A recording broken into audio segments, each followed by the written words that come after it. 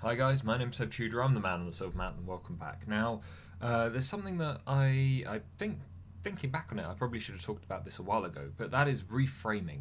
And that's for the most part, we're very good at being critical of ourselves. We are usually our own worst enemies. We are usually our own worst critics. We tend to kind of break ourselves down because we know ourselves better in a lot of cases we know ourselves better than anyone else knows us, and as a result we also know all our weaknesses. And when we want to capitalize on our own weaknesses, to make ourselves feel bad or to burn ourselves out or make life harder for ourselves, then that's what we tend to do. We tend to pick out all of those little pieces here and there and use them to bludgeon ourselves into submission.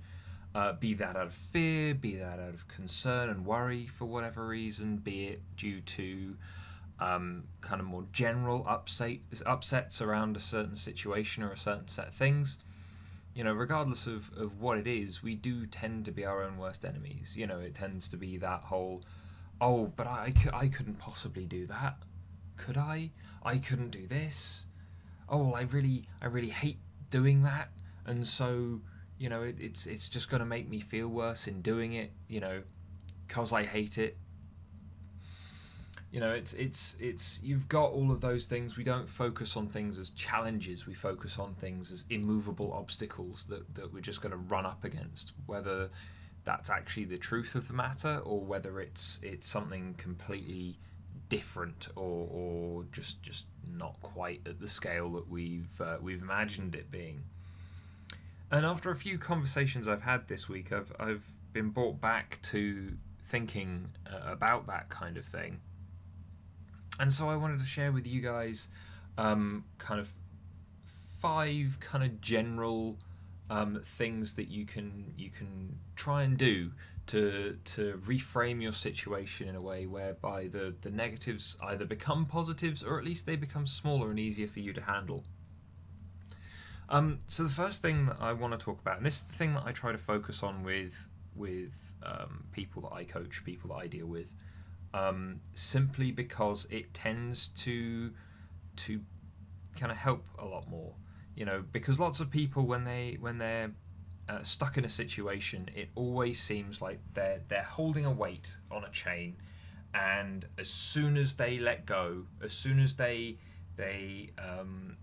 any time invested, any energy invested, anything like that they've put into that weight, into that thing that they're holding off themselves, as soon as they let go, as soon as they're afraid of what they've built, and as a result, it'll fall down, it'll crush them under its weight. It's the whole having the weight on the world, weight of the world on your shoulders thing, but with higher stakes almost. And so the first thing that I tend to do is try to just kind of change the narrative, change the story, where people are used to having that pressure, that weight on them, turning it around. So instead, I've been working in this place for 5 years, and I feel like I should be asking for a raise, but what if I ruin everything that what if they dismiss me? What if they ruin everything that I've done for the last 5 years? They've put a lot of work in over that 5 years. They've lifted that weight 5 years above their head, and as a result, now they're afraid to undo that, to let go of what they think they've built up, because it will hit them harder because it's been there longer. That's the usual perception. The thing that springs into my mind though is, what if you flip the situation around? So the weight, the thing that you have been building up, isn't actually a weight, it's padding. That's what's on the ground. You're the one that's taking the leap. You're the thing that's up in the air. In which case, that 5 years suddenly goes from being this hard, unyielding, crushing force to being supportive, being a safety net, a stack of pillows on the floor for you to land on safely, so that you can, even if you do fall, even if you do go crashing down, you won't hit the floor. Your landing will be cushioned, and you'll be able to get up again and try again. And so it's that changing of narrative, just looking for that opposite angle on anything that you're doing, anything that you're worried about. Trying to find that is the thing that stands out the most, because in some of these other things that I'm gonna kind of talk about in the rest of this, the other four things on this list, that some of them are harder and some of them require reasoning, and unfortunately we are not reasonable creatures at our core. This is why in politics we see emotionally charged populist candidates getting huge amounts of the vote. It's we're not thinking rationally, we're not assessing things. It's our emotive center is very closely connected to the rest of us. That's why we feel the world around us, but we also feel our feelings, but then it's hard to talk about them. It's because they're two separate parts of the brain, and it's kind of an isolated thing. So using a story, trying to visualize and find a way around it, find the opposite of what you're actually looking at whilst still keeping all of the features the same, allows for more of a felt out approach to it. And it doesn't work for everybody. And sometimes, I find that the rational side of things works quite well for me as well. But that's usually where I start with. The next thing that I would say is, obviously you want to do what's best for you. And so the next question is you have your goal, you have your thing that you want, and then going, well, what is the best way for you to accomplish it? And actually rationalize it, break it down, because take a look at the positives and negatives of doing the things that you think you need to do, and the positives and negatives of not doing that thing and finding another way. You've got options, but lots of people don't want to realize that they have options, because the options are just as scary as the doing the thing in the first place. And that's where we get stuck. That's where we don't move from where we are to where we want to be. And so as a result, the looking at the best way, because if there's one best way, then that also means that there are other ways that maybe aren't as good but are just as viable. So keep that in mind. There's always another way around it, and you are just looking for the best one to get you there in the way that you want to get there. Again, this can be tough, especially when you're by yourself and you're having to try and filter these things out, because it can get all kind of confusing, and you can get involved in your feelings and worries and things like that, and they can start to try and pull you back down. But this is where you are looking for the best way, the most effective and efficient way to get to where you're going, which again, in theory, should be easier to see after you've been able to kind of just swap that idea around. So it's not, oh well, I'm trying to write a book and I'm trying to get published, but no one's doing this and no one's doing that, and there are all these issues. It should be, well, okay, so I found all these things that don't work. They're things that I don't need to waste my time with anymore. I need to go and look for new things. Where do I need to find the research for kind of the way forward now? What do I need to look into? Who do I need to talk to? Yeah, it's the whole Thomas Edison quote, I think it is, where people were saying, well, you've had so many failures, and he's like, no, I've just found out 100 different ways not to make a light bulb. It's not a failure. It's still a success. It's still something you can develop from. Which leads us on to our third point, which is you should always be asking what you can learn from stuff. Yeah, whatever happens to you, what can I learn from it? And at the time of going through these things, it can be hard. It can be miserable going through stuff. But an adventure is never fun when you're experiencing it. It's only fun in the telling of the story afterwards. So asking what you can learn, looking for what you can learn, is so much more just important, something that you can always take away from any situation. It's that learning, that element there that's just something that's you've taken away from it, and no one then can take that away from you.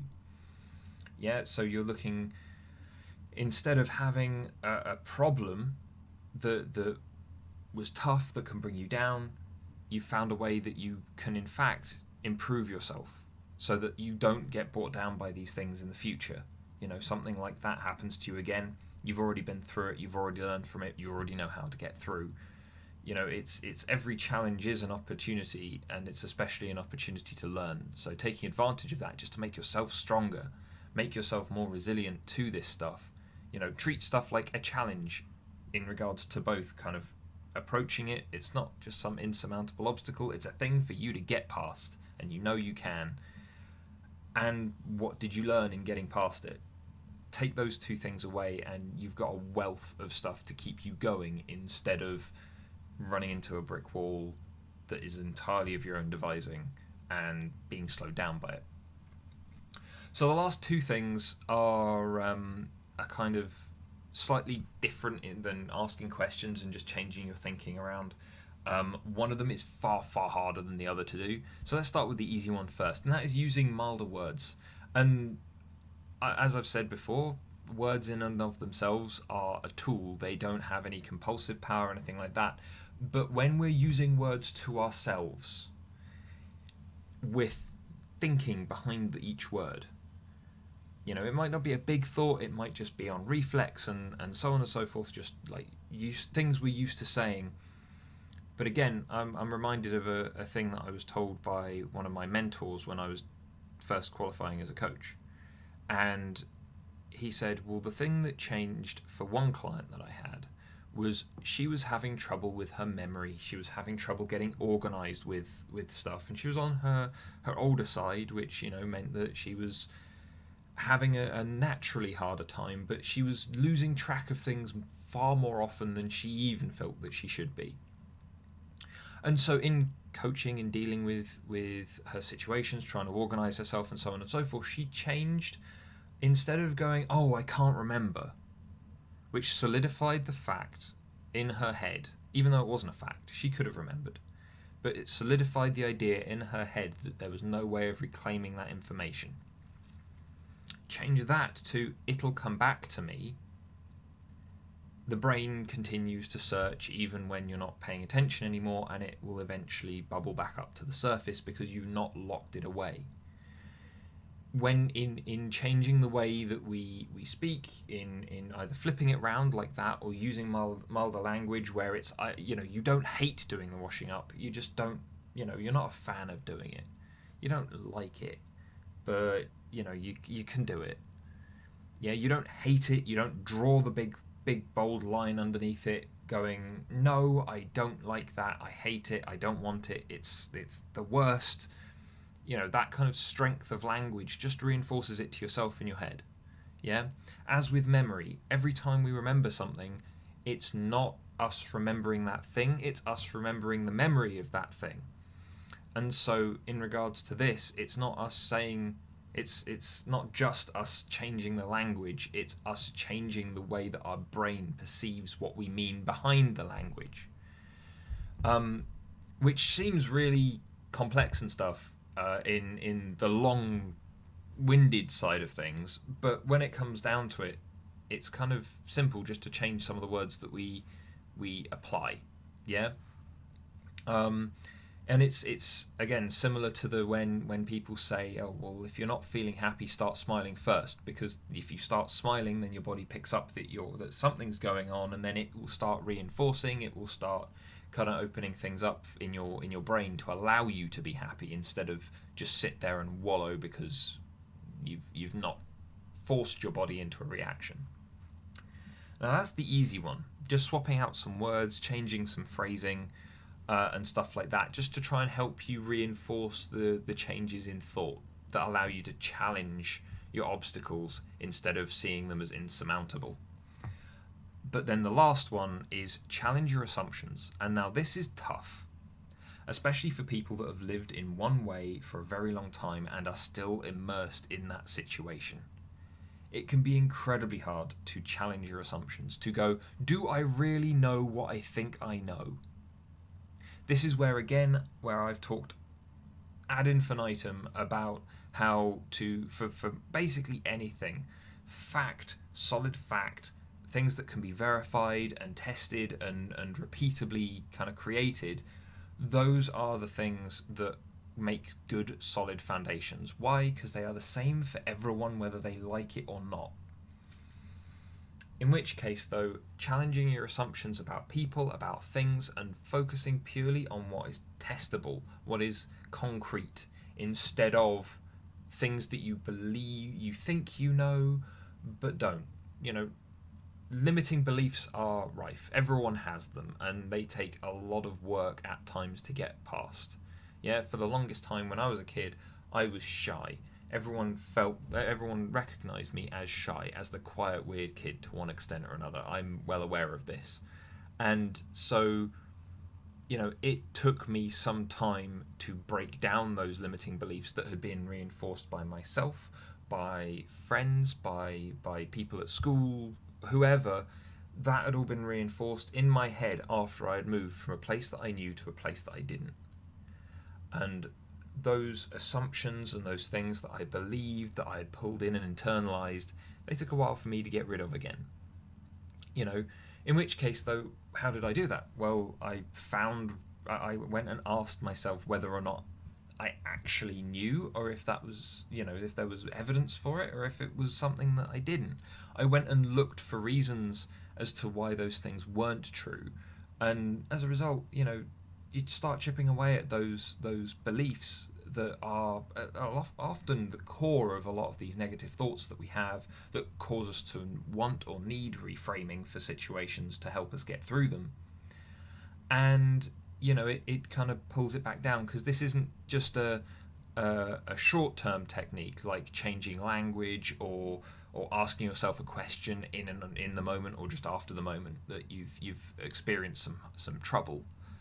This is a really powerful kind of long-term technique, because challenging those assumptions, breaking them down, once you realize that you don't know as much as you think you know, and you can start searching for the knowledge to fill the gaps, you break things down, you chip things away, you open yourself up to an awful lot more, and you're also harder to fool. In which case, you don't get fooled by silly bullshit anymore.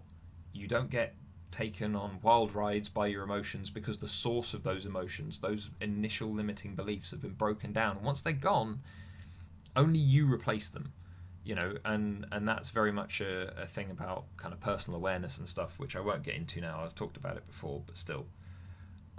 You know, it is far more effective to kind of break those things down and have them gone, than trying to tackle them again and again and again every time. You know, I know that a lot of people keep a kind of journal about that have problems with this, and have an extensive set of limiting beliefs from whatever background they grew up in or whatever. I know that journaling helps some people. I don't personally kind of find that to be the case for me, but you know, give it a go. It might, you know, every time that you find a thing that proves that you don't know as much as you think you do, or that proves that something that you thought was true isn't true, write it down, internalize that instead, so that way you've got that solid basis of fact to then grow from when you're learning kind of thing, when you're actually asking yourself, what did I learn from this? Well, now you've got something to learn that you can use, you know, that you've taken away from a situation, that you can use as a building block for whatever it is that you want to build on, that solid foundation of kind of factual bedrock that you have, and various kind of solid land that you've already cleared of kind of various detritus and debris in the form of your limiting beliefs. If you can clear the ground, then again, building is easier. To stick with the tower building analogy, which I love so much. But as said, you know, there are a lot of things that really can be helped by this, from dating to work to just stuff in your day-to-day life. You know, it's all about just changing that perspective and being more aware of the things that are outside of it, that you might think you know, might think you've experienced, but you've probably never come across before. And so as a result, guys, you know, I want to turn it over to you. You know, where have you had these challenging moments where then you end up coming back to it, you end up having a look at these things and going, do you know what, I didn't know as much as I thought I did. I assumed a lot about other people, or I assumed a lot about the way that things worked, and I was proven wrong when it came to it in the end. But for the longest time, I stopped myself from getting anywhere because I thought that that was the way it worked. You know, and how did you overcome those moments? You know, I've said a little bit about how I've overcome things and kind of how these things have worked for me, but obviously my experience is just mine. You know, completely individual. And so as a result, you know, there are going to be people out there that aren't like me and are much more like you. And so sharing your experiences down in the comments might help someone else, you know, just a little bit.